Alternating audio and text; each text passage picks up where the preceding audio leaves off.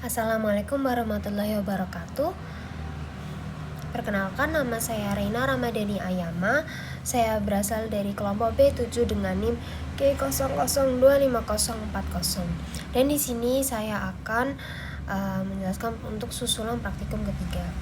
Di sini saya hanya akan menjelaskan beberapa preparat, yaitu preparat os tibia, os fibula, dan secara garis umumnya dari ekstremitas inferior tersebut. Jadi di ekstremitas inferior tersebut itu tuh terdiri dari regio. Yang di regio cossae itu yang paling atas, dan kemudian ada regio femur itu di bagian tulang paha, kemudian ada regio cruris. Nah, regio cruris ini yang akan saya jelaskan nanti. Di regio cruris ini nanti terdiri dari os tibia dan os fibula, dan regio pedis itu yang terakhir di bagian pergelangan dan sampai kaki. Selanjutnya, nah untuk yang pertama permulaan dulu. Jadi di sini di bagian cingulum pelvis ini dibagi menjadi dua, yaitu cingulum pelvisum sama os cossae. Ini yang bagian paling atas. Nah, os cossae sendiri itu tuh yang ada di panah biru yang di bagian sini. Dan sini kalau yang ini bukan, karena di sini itu masuknya os sacrum atau tulang ekor. Jadi dia itu bukan masuk ke ekstremitas bawah, tapi dia itu masih masuk di os sacrum. Nah, di sini itu yang udah masuk ke ekstremitas bawah itu yang di panah biru. Nah, panah biru itu disebut dengan os cossae yang terdiri dari 3 osa. Dibagi dengan 3 osa itu os pubis, os incisum, dan os pubis. Nah, ketiganya ini akan bertemu di acetabulum dan membentuk artikulatio. Di acetabulum ini dengan caput femoris itu akan membentuk artikulatio cossae. Kemudian untuk os tibia sendiri itu dibagi menjadi 3 bagian. Nah, 3 bagiannya itu ada epiphysis proximalis. Epiphysis proximalis itu adalah bagian paling atas atau bagian paling awal. Kemudian ada diaphysis itu di bagian tubuhnya, dan terakhir ada epiphysis distalis itu di bagian paling bawah. Nah, di sini ada 3 gambar os tibia sendiri. Os tibia sendiri itu dibagi menjadi 3. Ini secara ventral, yang bagian paling kiri, yang di bagian tengah yang ini itu secara lateralis, pandangan lateral, dan yang terakhir itu pandangan secara dorsal atau bagian belakang. Nah, kita bisa lihat dulu untuk di yang bagian warna pink itu adalah di bagian epiphysis proximalis atau yang bagian paling atas.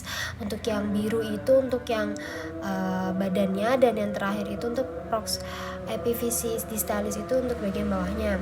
Nah, untuk yang di bagian atasnya sendiri, untuk yang proximalis itu ada condylus lateralis, tuberositas tibiae, condylus medialis. Nah, condylus lateralis dan condylus medialis ini akan bertemu dan membentuk articulalis atau permukaan atas, yaitu di fascias articulalis superior.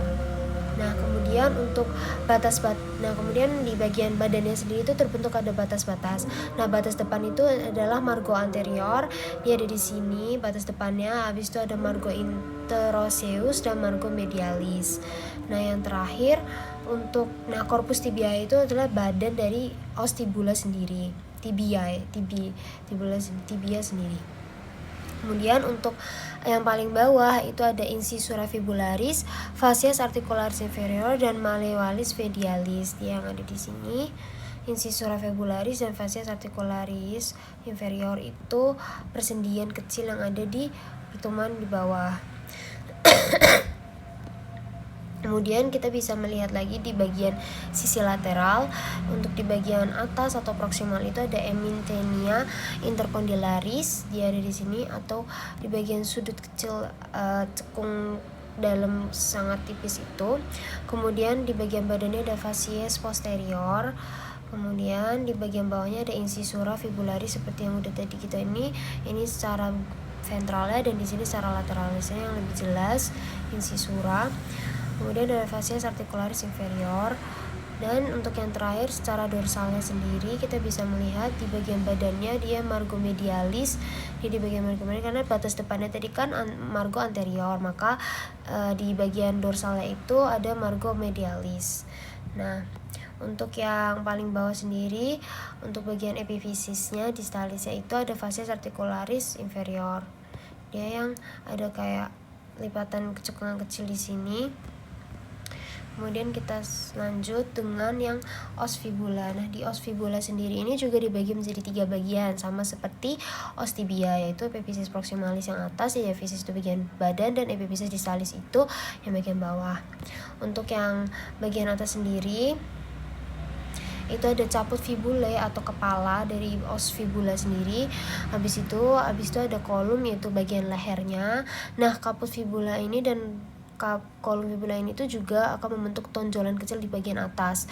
Nah, tonjolannya itu namanya apex capitis fibulae, itu untuk tonjolannya kecil, dan dia itu juga akan membentuk pertemuan sendi kecil, yaitu fascies articularis capitis fibulae.